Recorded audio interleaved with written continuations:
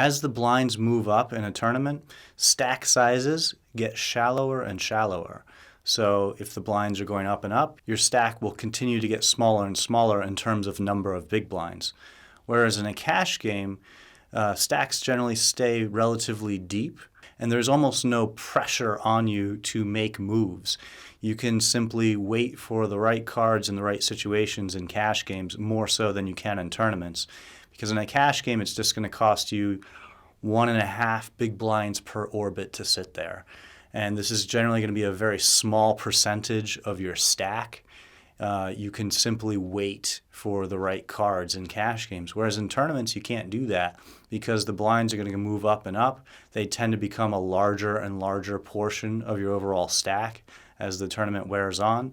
In addition, antes are going to be introduced into tournaments often, whereas they're more rare in cash game play. What this means is that for the majority of tournament play, stack sizes are going to be a little bit shallower than they would be in cash games. And this changes our strategy in a large part. But that biggest difference between cash games and tournaments is the necessity of making moves in tournaments. If you never make a move without regard for your hand, so now we're talking about bluffing in a situation without regard for your hand at all. Well, if you never do that in a tournament, you are not going to be able to win in tournaments in the long run. Tight players that never make moves don't win tournaments. They have to get extremely lucky to make a deep run in a tournament.